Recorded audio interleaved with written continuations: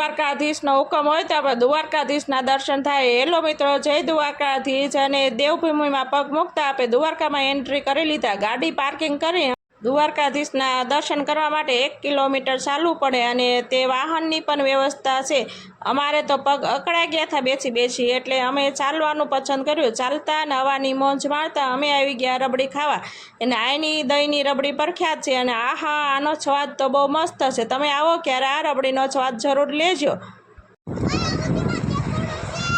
દ્વારકાધીશનો હુકમ હોય તો ગોમતી ઘાટમાં દર્શન થાય। ગોમતી ઘાટમાં પગ મૂકતા પાપ ધોવાઈ જાય। આનંદ અને ઠંડી ઠંડી હવાના દ્વારકાધીશના દર્શન થાય અને અહેસાસ થાય। અને અમને તો બહુ મજા આવી ગઈ। અમને એમ થયું કે અમારો પણ અહીંયા જન્મ થયો હોત તો કેવું સારું હોત, અમારા ભાગ ખુલ્લી જાત। પછી અમે ગોમતી ઘાટમાંથી આવી અમે થોડીક વસ્તુની ખરીદી કરી લીધી।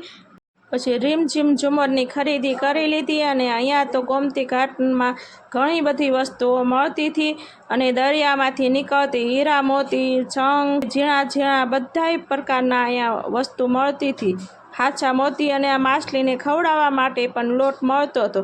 માછલાને લોટ ખવડાવી દ્વારકાધીશને દંડ વરદ ધજા ચડતી હતી। ભાગશાળીને તે દ્વારકાધીશના દર્શન થાય। ઘણા બધા લોકો લાભ લઈ લીધો દ્વારકાધીશનો। અમે મેન મંદિરે આવી ગયા દ્વારકાધીશના દર્શન કરવા।